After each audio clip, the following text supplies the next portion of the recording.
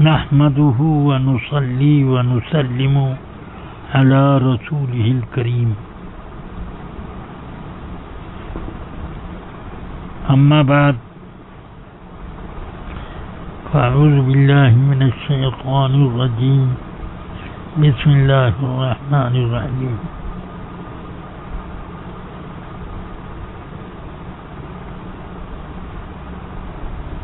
إنما يخشى الله من عباده العلماء صدق الله العلي العظيم وصدق رسوله النبي الكريم صلى الله عليه أفضل الصلاة وأكمل التسليم.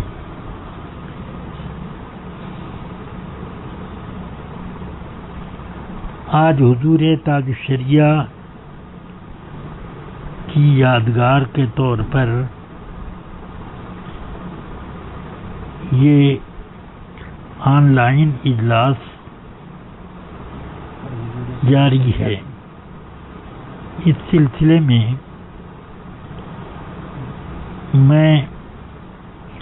مجھ سے یہ فرمائش کی گئی ہے کہ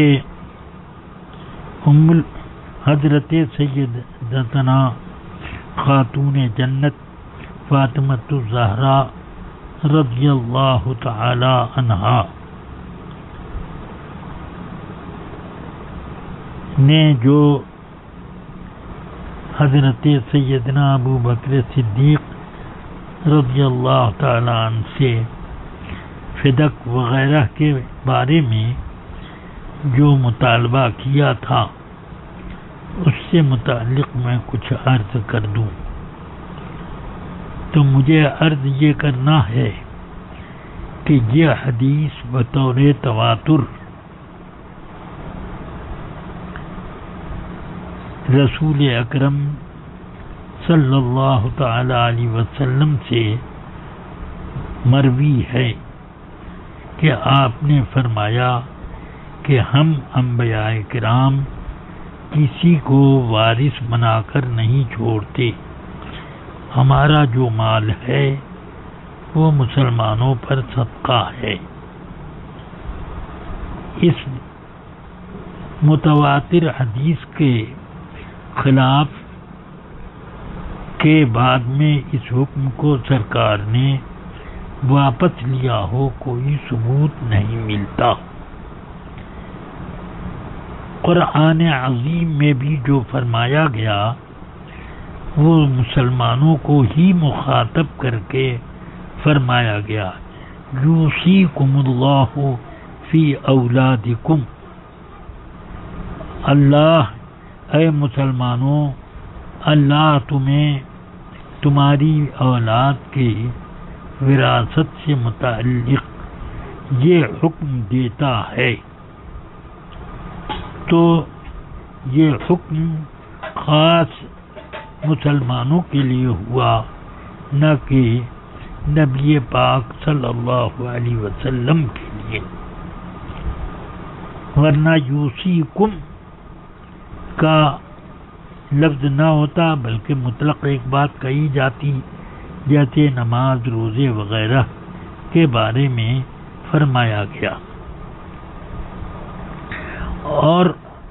تواتر سے جب کوئی حکم ثابت ہوتا ہے تو وہ حکم قرآن عظیم کی آیات میں تخصیص اور نسخ کا بھی اس سے حکم جاری ہو سکتا ہے. اس بنا پر یہ جو سیدتنا فاطمۃ الزہرا رضی اللہ تعالی عنہا نے مطالبہ کیا، یا امہات المؤمنین رضوان اللہ تعالی علیہن اجمعین نے حضرت عثمان غنی رضی اللہ عنہ کو سیدنا ابو بکر صدیق کے پاس اپنا مطالبہ سمن یعنی 8واں حصہ جو وراثت میں ہوتا ہے اس کے مطالبے کے لیے بھیجنا چاہا تو یہ دراصل عدم علم کی بنا پر ان حضرات کے یہ مطالبے تھے. اسی لیے ام المومنین عائشہ صدیقہ فرماتی ہیں کہ رسول پاک کی ازواج مطہرات نے عثمان غنی کو سیدنا ابو بکر صدیق کے پاس مطالبہ سمن کے لیے بھیجنا چاہا تو فکنت ارد علیہن، میں ان کو روکنے لگی اس بات سے، اور میں نے کہا الا تتقین اللہ، کیا تم لوگ اللہ سے ڈرتی نہیں ہو کہ رسول پاک نے فرمایا کہ ہم انبیاء کرام کی وراثت تقسیم نہیں ہوتی، ہم جو چھوڑتے ہیں وہ صدقہ ہے. اب فرماتی ہیں کہ میری یہ بات ازواج مطہرات نے جب سنی فوراً وہ باز آ گئیں اور انہوں نے حضرت عثمان کو جو بھیجنا چاہا تھا اس سے وہ پیچھے ہٹ گئیں کہ رسول پاک نے جب خود یہ فرما دیا تو اس کا مطلب یہ ہے کہ ان ازواج مطہرات کو بھی علم نہ تھا. عدم علم کی بنا پر کسی حکم کو جو عامت المسلمین سے متعلق ہے وہ انبیاء کرام پر اگر جاری کیا جائے تو اسے خطا اجتہادی کہا جاتا ہے، مطلق خطا نہیں کہا جاتا. خطا تو خطا ہے، خطا جس پر کوئی پکڑ یا دنیا میں کوئی اس کے لیے کفارہ ہو سکتا ہے، مگر خطا اجتہادی وہ چیز ہے کہ رسول اکرم صلی اللہ علیہ وسلم ارشاد فرماتے ہیں کہ مجتہد اگر اجتہاد کرے اور صحیح نتیجے پر پہنچے تو اسے 2 ثواب ملتے ہیں، ایک اجتہاد کا، دوسرے صحیح نتیجے پر پہنچنے کا. اور اگر اس سے خطا ہوئی اور صحیح نتیجے پر نہ پہنچا تو اسے اپنے اجتہاد کا 1 ثواب ضرور ملے گا. تو اب جب یہ معلوم ہو گیا کہ خطا اجتہادی پر بھی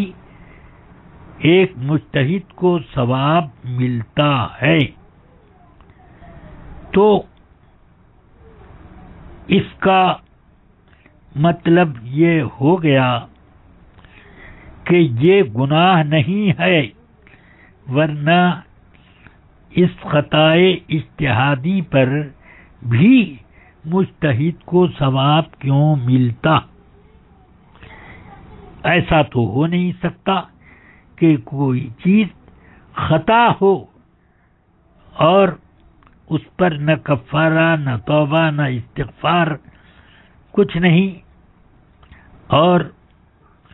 وہ اس پر ثواب الگ سے مرتب ہو. ایسا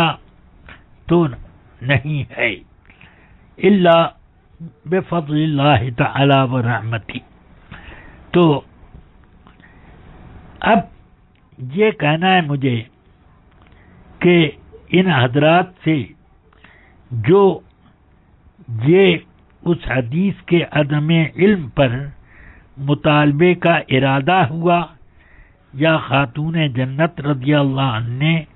اور سیدنا ابن عباس نے رضی اللہ عنہما دونوں نے مل کر مطالبہ کر لیا، تو اس مطالبے کا ارادہ کرنا یا مطالبے کو پیش کر دینا یہ ایسا کام نہ ہوا کہ جو اللہ تبارک و تعالی کے نزدیک اس کو مطلق خطا قرار دیا جائے. اس لیے جب سیدنا ابو بکر صدیق رضی اللہ عنہ نے حدیث سنائی حضرت عباس رضی اللہ عنہ اور حضور خاتون جنت رضی اللہ عنہا کو، تو ان دونوں نے وہ اس سلسلے میں اپنا مطالبہ گویا کہ واپس لے لیا. اب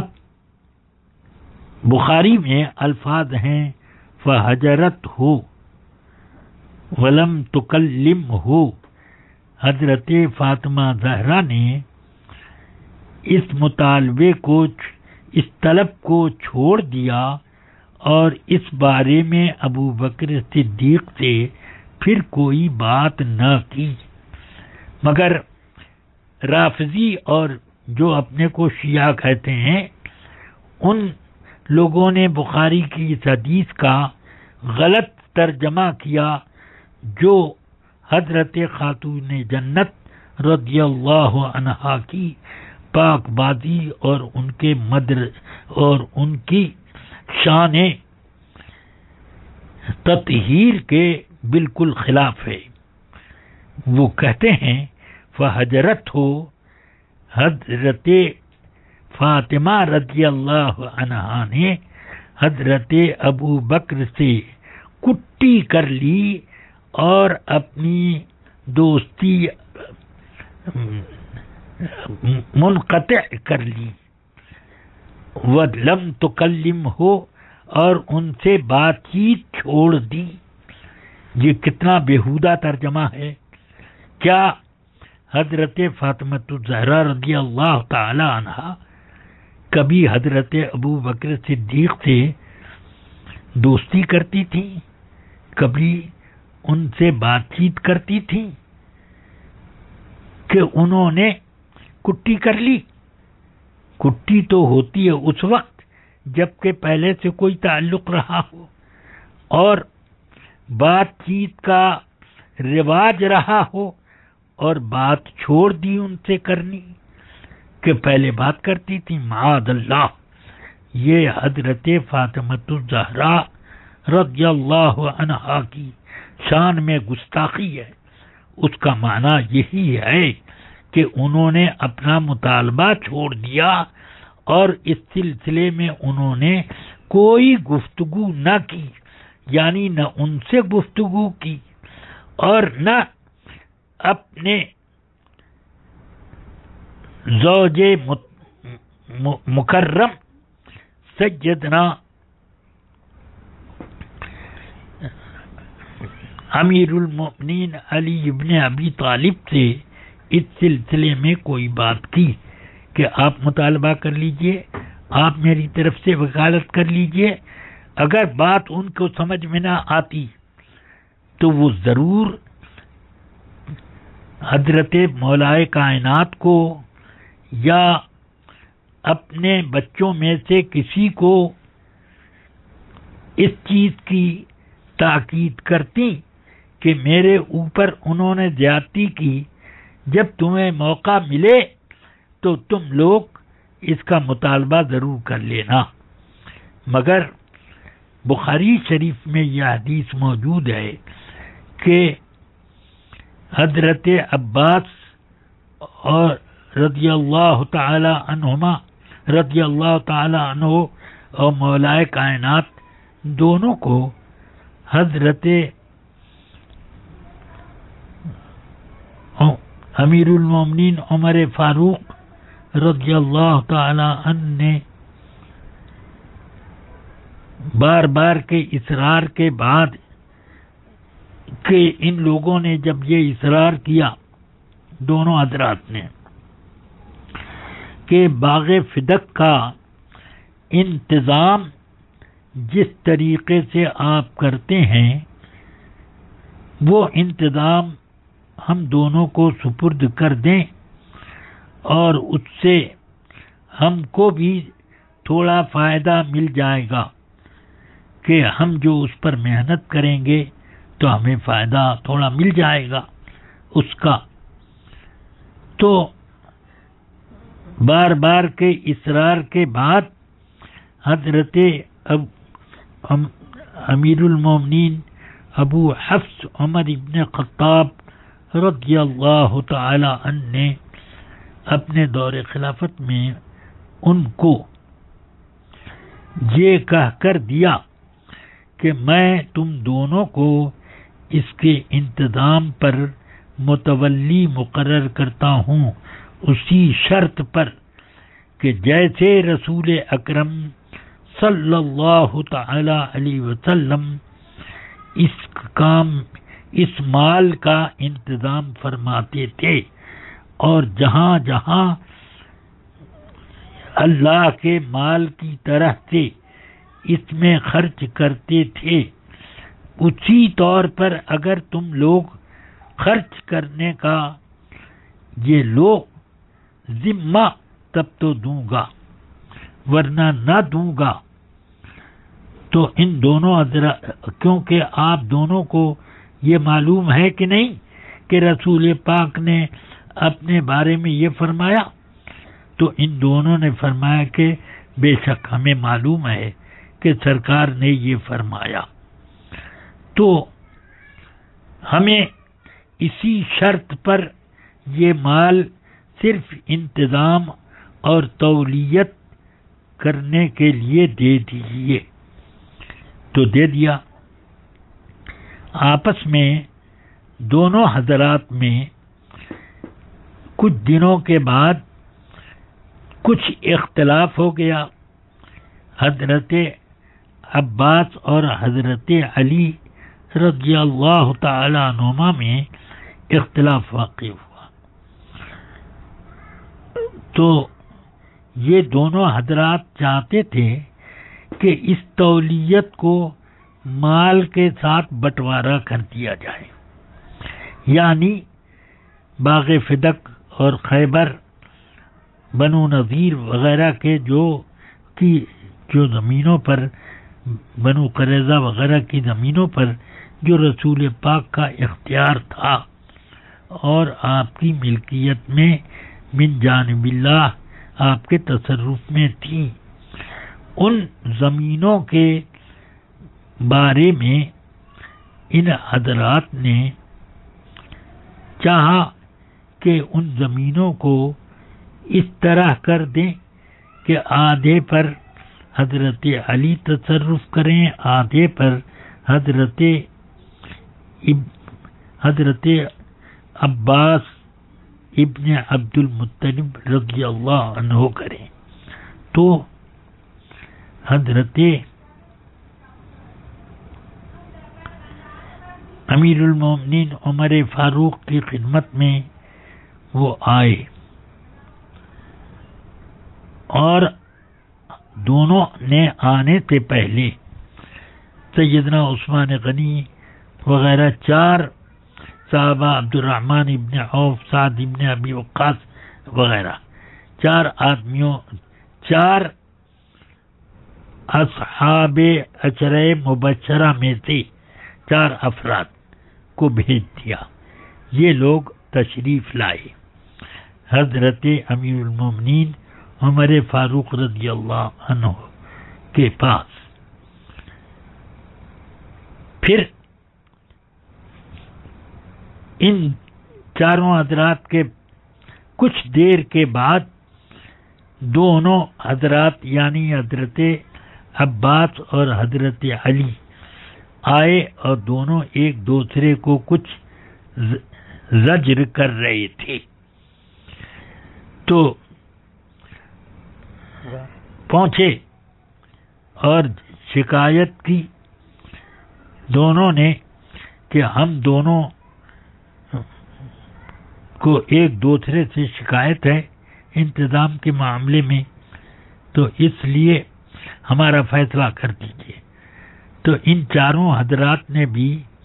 فیصلے کے لیے گزارش کی، یعنی ان عشرہ مبشرہ نے بھی، جن میں عثمان غنی، حضرت عبد الرحمن ابن عوف وغیرہ حضرات موجود تھے، ان سب نے گزارش کی کہ اے امیر المومنین، ان دونوں کے قضیے کا کوئی حل نکال کر کے ایک دوسرے سے راضی کر دیں۔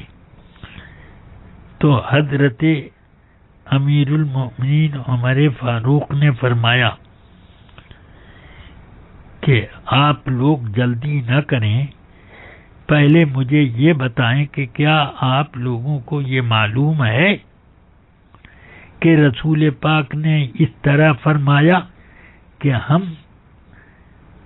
انبیاء کرام کی وراثت نہیں بٹتی ہے، ہم جو چھوڑتے ہیں وہ صدقہ ہوتا ہے مومنین پر۔ کیا آپ کو یاد ہے؟ ان تمام حضرات نے کہا کہ ہاں، ہمیں معلوم ہے کہ سرکار نے ایسے فرمایا۔ تو پھر حضرت عباس کی طرف متوجہ ہو کر پوچھا، پھر مولائے کائنات کی طرف متوجہ ہو کر یہی سوال حضرت سیدنا فاروق اعظم نے کیا۔ ان دونوں حضرات نے بھی یہی کہا، ہاں ہمیں معلوم ہے کہ سرکار نے یہ فرمایا۔ تو فرمایا کہ اب سن لو، اس سلسلے میں جب یہ سرکار کا فرمان ہے تو رسول اکرم صلی اللہ علیہ وسلم اس مال میں سے کچھ آپ نے خرچ کیا، اور ان دونوں حضرات کو مخاطب کر کے کہا کہ رسول پاک نے اس زمین میں سے، ان زمینوں میں سے خود اپنے دستے کرم سے کچھ حصہ آپ لوگوں کو بھی عطا فرمایا۔ ایسا نہیں کہ سب رسول پاک نے اکٹھا کر کے رکھا، اور جو کچھ اللہ کی راہ میں اس زمین کے خرچ کرنے کے بعد بچا حصہ، تو اس کا رسول پاک صلی اللہ علیہ وسلم اس کی آمدنی سے اپنے سال بھر کا نفقہ رکھ لیتے، اور جو بچتا اس کو اللہ کے مال کی جگہ خرچ کرتے، یعنی جہاد میں، فقراء مسلمین میں، رفاع عام کے کام میں، وغیرہ وغیرہ۔ تو یہ کرتے تھے۔ تو رسول پاک کے بعد حضرت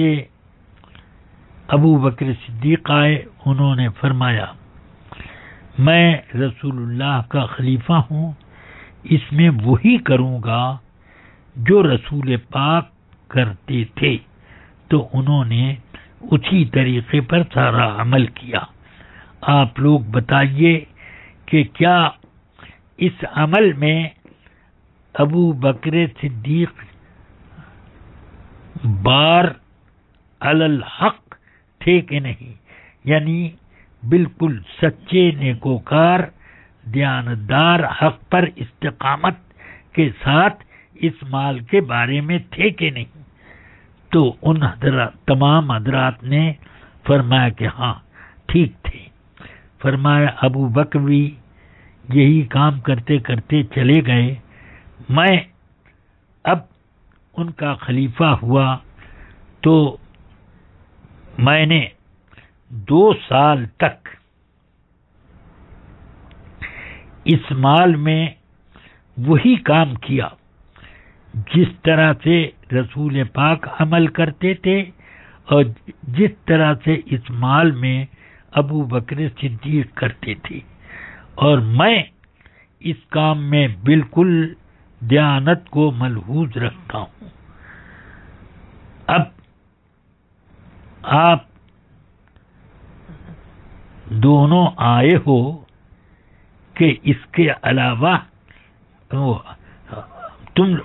آپ دونوں آئے مجھ سے بار بار اصرار کیا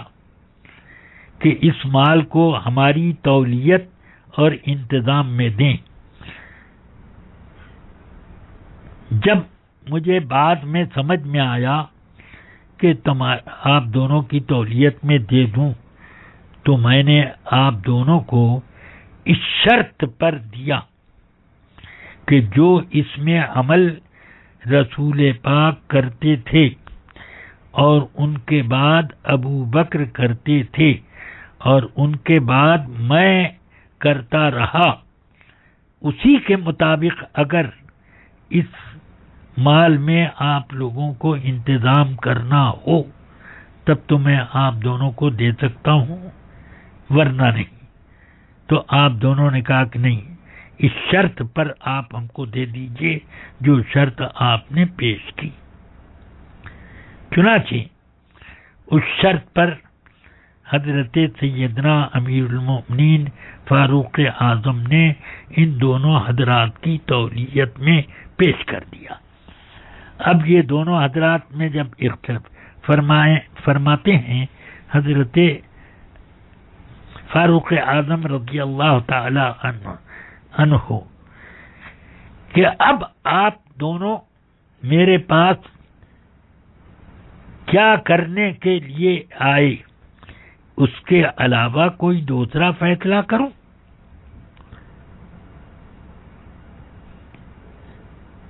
قسم ہے اس رب کی جس کے حکم سے آسمان اور زمین قائم ہیں، میں اس فیصلے کے علاوہ کوئی دوسرا فیصلہ نہیں کر سکتا کہ میں تقسیم کروں اس کو، کہ بعد میں آنے والی نسلیں یہ کہیں کہ رسول پاک کی وراثت بٹی، کہ حضرت عباس کو آدھی ملی، آدھی مولا علی نے وہ لی اپنی اہلیہ کے حصے کی. تو یہ میں نہیں ہونے دوں گا. تم دونوں مل کے کام کرنا چاہو تو کرو، ورنہ یہ مجھے واپس دو، میں تم دونوں کی جگہ کافی ہوں. تو ان دونوں نے اور جو بزرگ صحابہ حضرات آئے تھے ان سب نے اس فیصلے ہی کو اثر نو قائم رکھنے کا اندیا دے دیا. ہو گیا. تو بخاری شریف میں ہے کہ حضرت عباس اور حضرت علی رضی اللہ عنہما مل کر وہ کام انتظام کرتے تھے، مگر حضرت علی نے اپنی حسن تدبیر سے کچھ ایسی راہ نکال دی کہ عباس جلال میں آ کے چھوڑ کے الگ ہو گئے اور اکیلے حضرت علی اس میں وہی عمل کرتے رہے جو رسول پاک کے زمانے سے جاری تھا. پھر آپ کی شہادت کے بعد سیدنا امام حسن نے اس مال میں اسی طرح سے انتظام جاری رکھا. ان کی شہادت کے بعد سیدنا امام حسین اسی طرح پر انتظام کرتے رہے، اور جب آپ کی شہادت کربلا میں ہوئی تو حضرت سیدنا امام علی اوسط زین العابدین اور حضرت حسن ابن حسن، جن کو حسن مثنیٰ کہتے ہیں، یہ دونوں مل کر اس کا انتظام کرتے تھے. پھر حضرت ان لوگوں کے بعد زید ابن حسن کے ہاتھ میں آیا. اگر یہ مال وراثت کے طور پر چلتا تو حضرت عمر رضی اللہ عنہ کے بعد کیوں نہیں حضرت علی نے اپنی تولیت بدل کر اس مال کو چند حصوں میں بانٹا کہ آدھا حضرت فاطمہ کا حصہ لے کر اپنی وراثت، اپنے بیٹوں کی وراثت اور بیٹیوں کی وراثت میں اس کو تقسیم کرتے، اور حضرت عباس کو ان کا حصہ دیتے کہ سمن کے بعد جو بچے گا وہ حضرت عباس کا ہونا چاہیے تھا، تو وہ ملنا چاہیے تھا۔ تو کیا حضرت مولائے کائنات نے خود اپنے تصرف میں آنے کے بعد حضرت عباس رضی اللہ تعالی عنہ کا حصہ غصب کر لیا؟ معاذ اللہ، ہرگز نہیں، بلکہ سیدنا امیر المؤمنین علی مرتضی کرم اللہ تعالی وجہہ کا بھی وہی فیصلہ تھا جو سیدنا ابو بکر کا، سیدنا عثمان غنی کا اور تمام باقی عشرہ مبشرہ کا فیصلہ اور تمام صحابہ کرام کا اس پر اجماع ہو گیا۔ جب سب کا اجماع ہو گیا کہ یہ نبی پاک صلی اللہ علیہ وسلم کا مال الہی ہے اور یہ مال وراثت نہیں ہے، یہ ہو گیا، تو اسی کے مطابق حضرت فاطمہ رضی اللہ تعالی عنہ اور ان کے شہزادگان، ان کی شہزادیاں اور ان کے زوج محترم حضرت مولا علی رضی اللہ تعالی عنہم اجمعین بالکل راضی رہے۔ اب شیعوں کو یا رافضیوں کو اس سلسلے میں درد شکم ہوتا ہے تو وہ اپنا علاج کریں، ورنہ بہت بڑا اعتراض آئے گا اس بات پر کہ حضرت مولا علی کرم اللہ تعالی وجہ الکریم نے کیوں نہیں تقسیم کیا اس مال کو، اور کیوں نہیں امام حسن رضی اللہ عنہ نے اپنے تصرف میں آنے کے بعد سیدنا امام حسین رضی اللہ تعالی عنہ نے کیوں نہیں تصرف کیا؟ بہرحال یہ ہو گیا۔ اب مجھے خلاصہ گفتگو یہ بتانی ہے کہ حضرت فاطمہ الزہرا رضی اللہ تعالی عنہا نے جو مطالبہ کیا تھا یہ خطا نہیں، خطائے اجتہادی تھی جس پر ثواب ملتا، اس کو خطا کہہ کر ان کو خطا بار کہنا درست نہیں۔ اس لیے میں مناسب جب اس سلسلے میں خطا کا لفظ استعمال کیا گیا اور انہوں نے یہ وضاحت کر دی کہ اس سے مراد میری خطائے اجتہادی تھی، تو اب ان کے اوپر طعن و تشنیع کرنا یہ صحیح نہیں، کیونکہ انہوں نے اپنی مراد ظاہر کر کے گویا کہ اس بات سے رجوع کر لیا ہے کہ یہ خطا مطلق خطا نہیں ہے بلکہ یہ خطا اجتہادی ہے۔ بس اللہ تبارک و تعالی مجھے تمام سنیوں کو اس پر استقامت کے ساتھ رکھے۔ اس سلسلے میں تمام سنیوں کو یہ بھی یاد رکھنا چاہیے کہ اس مسئلے کو زیادہ چھیڑخانی کر کے شیعوں کو کوئی بھی اپنا ہم نوا نہ بنائے۔ جب ان کی طرف رغبت ہوگی تو اس کا نتیجہ بہت برا ہوتا ہے۔ حضرات خلفائے راشدین کی شان میں گستاخیوں کے تخیلات اور وسوسے آنے لگتے ہیں۔ حضرت امیر معاویہ رضی اللہ عنہ کی شان میں کچھ وہ لوگ جو کو اپنے کو سنی کہتے ہیں، وہ یہاں تک کہہ دیتے ہیں کہ معاذ اللہ وہ صحابی نہیں تھے، معاذ اللہ وہ جنتی نہیں ہیں، اس طریقے کی باتیں کرتے ہیں. تو اس وقت ان سنیوں کو کیوں نہیں جوش آتا کہ رسول پاک کی کسی صحابی کے بارے میں بھی کوئی غلط لفظ کہنا بے شک ان صحابہ کی شان کی طرح ہے کہ یہ تمام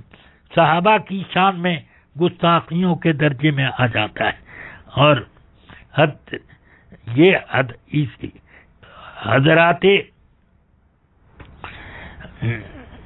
حسنین کریمین پر بھی اعتراض پڑے گا، اس لیے کہ اگر حضرت سیدنا امیر معاویہ صحابی نہیں تھے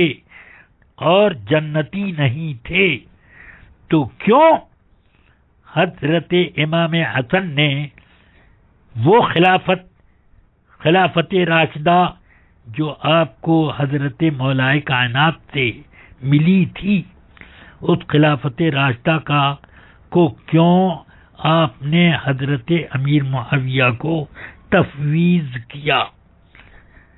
کیوں تفویض کیا؟ کیا یہ کہا جائے گا کہ تقیہ ہے؟ تو پھر سوال یہ آئے گا کہ حضرت علی نے یہ تقیہ کیوں نہیں کر لیا، یا اور موقع پر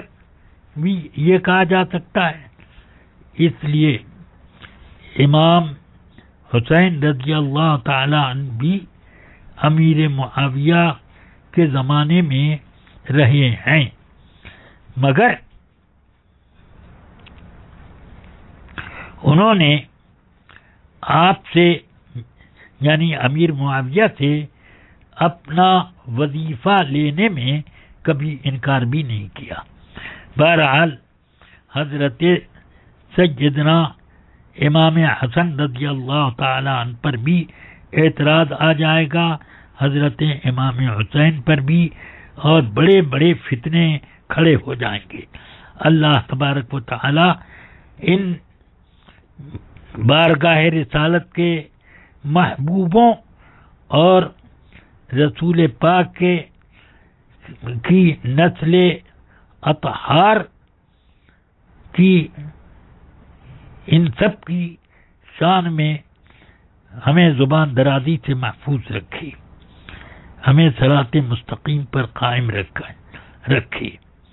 اہل سنت کا بیڑا پار اصحاب حضور نجم ہیں اور ناؤ ہے عطرت رسول اللہ کی. وصلی اللہ تعالی علی النبی الکریم وآلہ وصحبہ اجمعین. نحمده ونصلي ونسلم على رسول الكريم اما بعد. غوث اعظم بمن بے سر و سامہ مدد چلے مدد کعبہ مدد انتظار کرم تسمن عینی را اے خدا جویو خدا بینو خدا دا مدد ہے. تمام اہل سنت و جماعت کو اور جو لوگ اس وقت غالباً سنی وے پر عرص حضور صد الشریعہ اور حضور تاج الشریعہ منایا جا رہا ہے. اللہ تبارک و تعالی سے دعا ہے کہ ان بزرگوں کا فیضان خوب عام سے عام تر فرمائے، لوگوں کی جو بھی پریشانیاں ہیں مشکلات ہیں اللہ تبارک و تعالی ان کو دور فرمائے، اور بزرگوں کی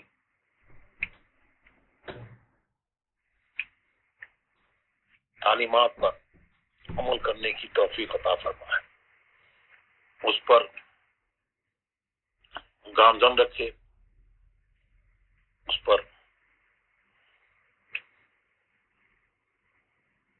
چلائے، اور جو پیغام اپنی زندگی میں دیتے رہے، جس مسلک کی طرف، مسلک اہل سنت والجماعت کی طرف، جس کو پہچان کے لیے مسلک کے آلات کہا جاتا ہے، اس کی طرف بلاتے رہے، کسی کا پیغام دیا، اللہ تبارک و تعالیٰ اس مسلک پر ہم کو قائم رکھے اور اسی پر ہمارا حشر فرمائے۔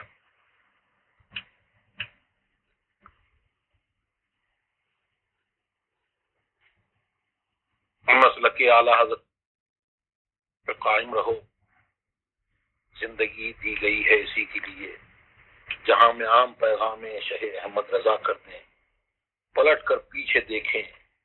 پھر سے تجدید وفا کر دیں۔ تجدید وفا مسلک اعلی حضرت کیا ہے، اسی کی طرف حضور تاج الشریعہ بتا رہے ہیں کہ تجدید وفا، تجدید عہد، یہ ہے کہ جو صحابہ کرام کی زندگی ہے اور جس طور سے انہوں نے زندگی گزاری، اور جب سرکار سے جس طرح کی محبت اور اہل بیت کرام سے جس طرح کی محبت انہوں نے رکھی، وہی تعلیم ہم کو دی کہ اس طور پر تجدید عہد کرو، تجدید وفا کرو اور اس طور پر چلو۔ مسلک اعلی حضرت کیا ہے، میں کیا بیان کروں؟ ابھی حضور محدث کبیر نے خوب، بہت خوب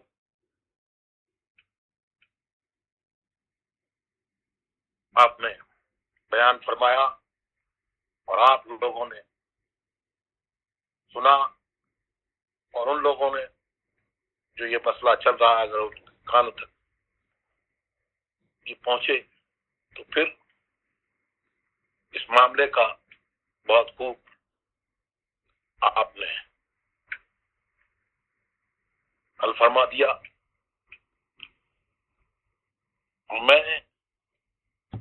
میں اس کی کیا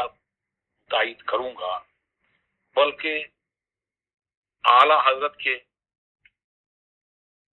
اشعار سے حضور محدث کبیر کی اس تقریر کی تائید ہوتی ہے، بلکہ حضور محدث کبیر کی جو پیغام ہے، جو خطاب تقریر ہے، وہ جیسے اعلی حضرت کے ان اشعار کی تشریح ہے کہ انبیاء کو بھی اجل آنی ہے، مگر ایسی کہ فقط آنی ہے، پھر اس آن کے بعد ان کی حیات مثل سابق وہی جسمانی ہے، اس کی ازواج کو جائز ہے نکاح، اس کا ترکہ بٹے جو فانی ہے۔ تو باغ فتح کے مسئلے میں جو حضور محدث کبیر نے پیغام دیا ہے اور جو بتایا ہے، تو اب جو لوگ شور و غوغا کر رہے ہیں وہ اس معاملے میں امید ہے کہ وہ اب خاموش ہو کے بیٹھ جائیں گے اور ان رافضیوں سے جو صحابہ کرام کی شان میں گستاخیاں کرتے ہیں اور ان کے بارے میں اس بہانے سے سب و شتم کرتے ہیں، ان سے حساب لیں گے اور ان کو بتائیں گے کہ محبت اہل بیت کیا ہے اور کس طور سے ہوتی ہے۔ محبت کو بھی لگام چاہیے، ایسے نہیں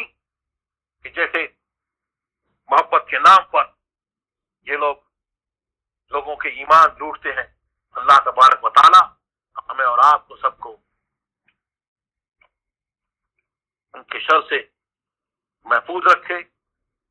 اور بزرگوں کے نقش قدم پہ چلنے کی توفیق عطا فرمائے۔ اللہ تبارک و تعالی حضور محدث کبیر کی عمر میں برکت عطا فرمائے۔ اللہ تبارک و تعالی ان کو صحت کے ساتھ میں ہم غرباء اہل سنت پر تادیر قائم رکھے۔ وآخر دعوانا الحمدللہ رب العالمین۔ السلام علیکم ورحمۃ اللہ وبرکاتہ۔